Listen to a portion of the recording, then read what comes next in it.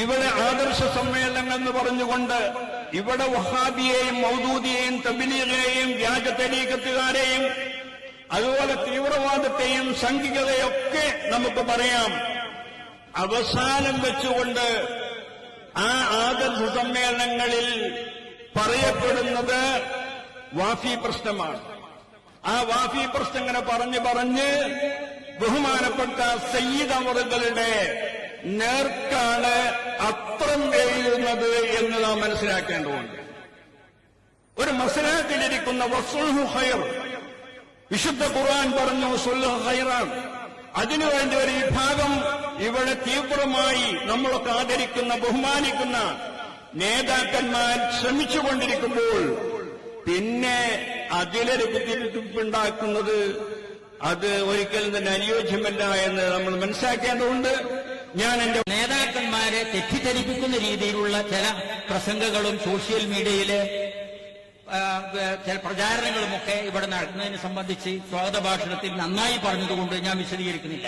ഏതായാലും ഒന്ന് രണ്ട് കാര്യം ഞാൻ പറയുന്നത്, ഒന്ന് ഈ വാഫി വഫിയ വിഷയമാണ്. വാഫി വഫിയ നടത്താൻ പാടില്ലെന്ന് സമസ്ത കേരള ജംഇയ്യത്തുൽ ഉലമ തീരുമാനിച്ചിട്ടില്ല. സമസ്ത കേരള ജംഇയ്യത്തുൽ ഉലമ അങ്ങനെ തീരുമാനിച്ചിട്ടില്ല.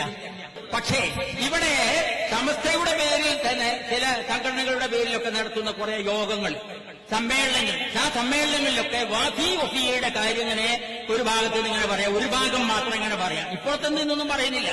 അത് പറയാതെ എന്നിട്ട് പറയാതെ പറയുന്നു സയ്യിദ് സാദിഖ് അലി ശിഹാബ് തങ്ങൾ ഇവിടെ തെറ്റായ കാര്യങ്ങൾക്ക് നേതൃത്വം നൽകുകയാണ് എന്ന് പറയുന്നു.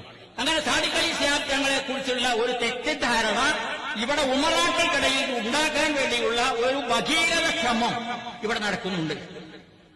പുറത്തു നിന്ന് വന്നിട്ടുള്ള ചില സ്വാർത്ഥ താൽപര്യക്കാരുടെ ഉദ്ദേശം സാധിച്ചെടുക്കുന്നതിനു വേണ്ടിയും മുസ്ലിം സംഘശക്തിയെ ശിഥിലമാക്കുന്നതിനു വേണ്ടിയുമുള്ള ഈ ദുഷ്പ്രവർത്തനങ്ങൾ ഉമറാക്കൾ മനസ്സിലാക്കിയിരിക്കണമെന്ന് മാത്രമേ ഞാൻ പറയുന്നുള്ളൂ.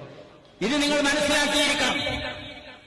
മഹാനായ സയ്യിദ് സാദിഖ് അലി ശിഹാബ് തങ്ങളുടെ നേതൃത്വത്തിൽ ഇൻഷാ അല്ലാഹ് അതിന് വ്യക്തമായ തീരുമാനമുണ്ടാകും. ആ തീരുമാനം പറയുന്നത് വരെ ആരൊക്കെ എന്തൊക്കെ പറഞ്ഞാലും ബഹുമാനപ്പെട്ട തങ്ങൾക്ക് പറയുന്നത് ശരിയല്ല എന്നോ തങ്ങൾ നടത്തുന്നത് ശരിയല്ല എന്നോ ഒന്നും പറയാൻ നിങ്ങളാരും നിൽക്കണ്ട. ആരുടെയും ഈ പ്രവർത്തനങ്ങൾ നിങ്ങൾ വഞ്ചിതരാകുകയും വേണ്ട എന്ന് മാത്രം പറഞ്ഞ് അവസാനിപ്പിക്കുക.